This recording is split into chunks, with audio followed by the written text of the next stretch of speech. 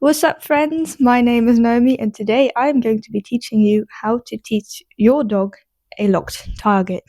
I will be showing you how to do it via a video that I already made before, but I don't talk in the video, so I'm going to give some extra explanation, showing you a clip, extra explanation, another clip.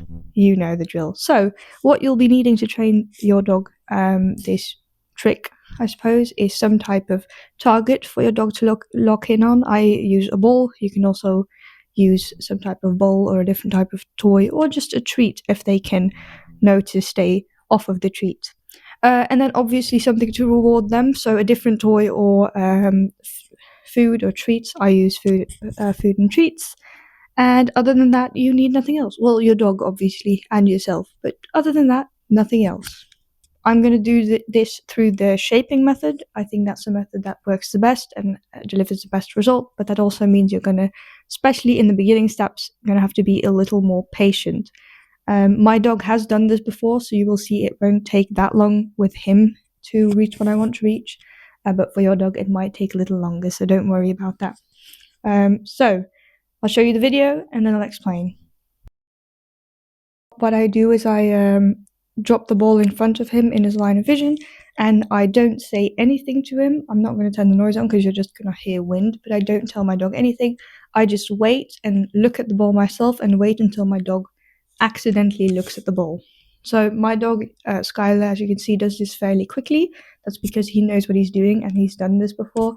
Like I said, it might take a little bit longer with your dog, and you can help them out a little bit by, instead of putting it on the ground, perhaps holding it or putting it a little higher up so it's a little more in their line of vision. But you're just going to wait until your dog accidentally almost interacts with the ball. So looking at it, touching it, just kind of glancing at it, anything.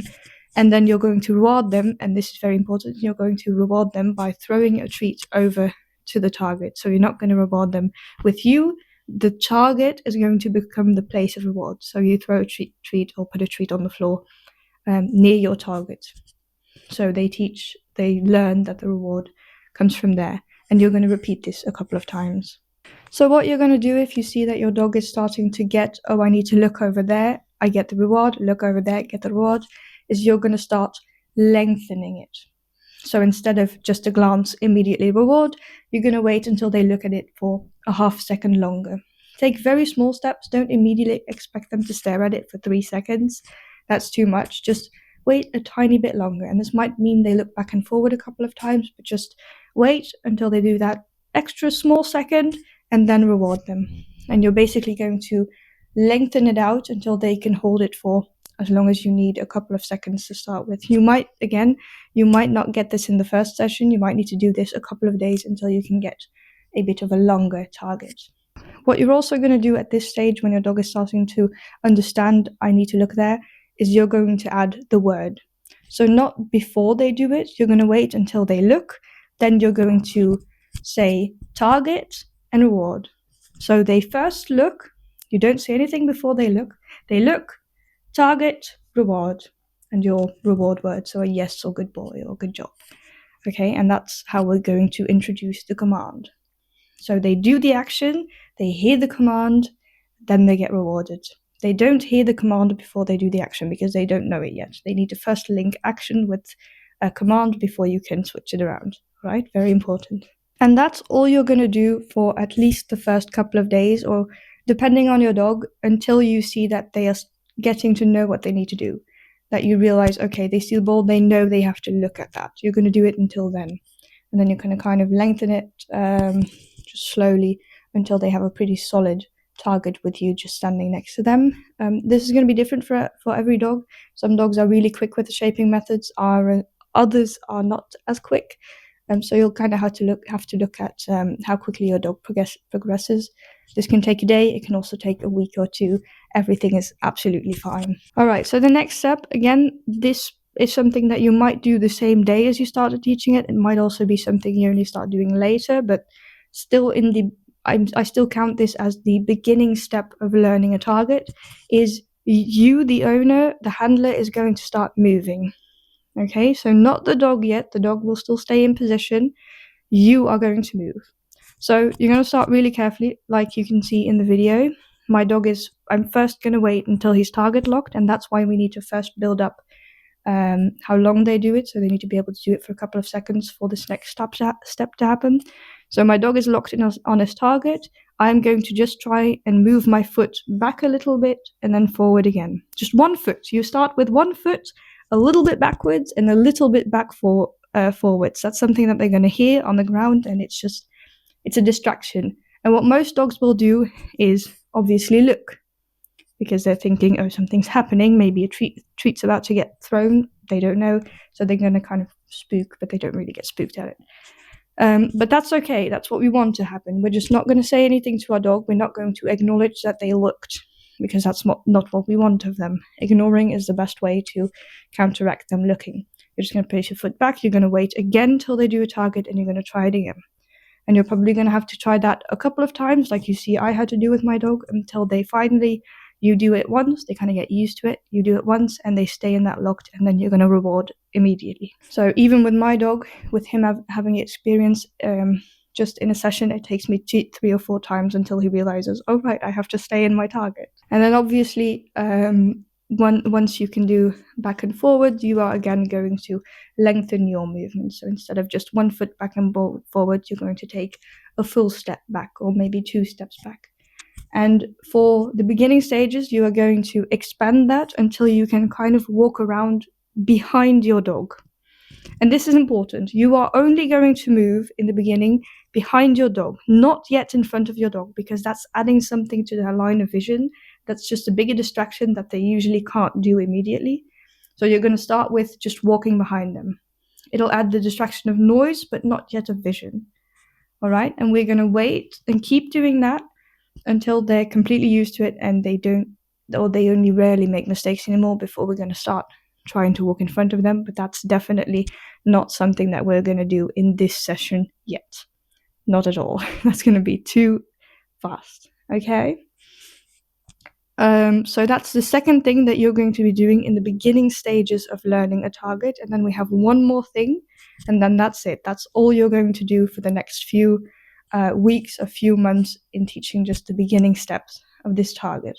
Another way you can add a movement is by swinging your arms. I mainly do this with my dog because I realized that he started to recognize my throwing motion, and he started to do this, or to kind of look away when he saw that I was throwing, and I don't want that. So then I kind of replicated that movement and tried to get him to focus on his target, even though I was doing this, which is also a very difficult thing, but that's also a way you can add movement. And if you realize that your dog looks away once you throw the treat, do that a couple times too, to kind of go against that. But that's another way that you can add movement, and that also kind of goes into the line of sight. So that's also a little start of line of sight movement, but mainly just a little adaptation of the second step.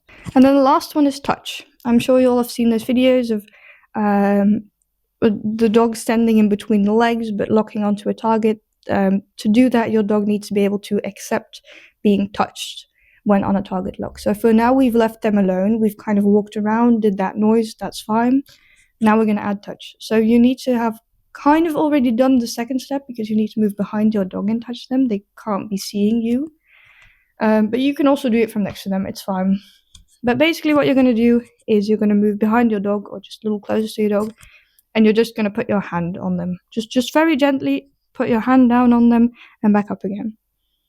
And just like in the second step, the first 2 times they might spook, so you're just going to not acknowledge them spooking, and just keep doing it until you see that it's just become normal and they keep their eyes locked on the target. So you can do that a couple of times, and then reward, down again, reward, until they accept that touch. And then again, you can kind of expand on that. Instead of just putting your hand, you might even kind of push them a little bit, just a little bit, very gently. You don't need to be dragging them across the floor, but just give them kind of a little bit of pressure on their backside, and reward, obviously, when they stay target locked. And you can kind of expand on those 3 steps as you please, and make it a little harder and a little more difficult. When your dog advances, you can obviously also go back a step. I very much recommend you just upkeeping that first step of just standing next to them and throwing it. You don't always need to do it very difficult. But those are kind of the first 3 steps into teaching your dog a locked target.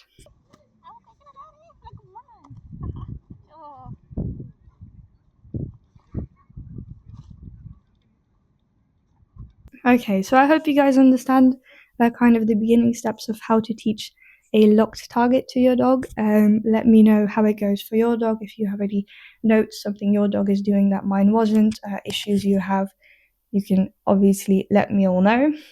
Yeah, if you guys like me to, I will make a second or a third part video where I go over some more advanced techniques until you can get that beautiful target lock and maybe even a bark at target kind of thing.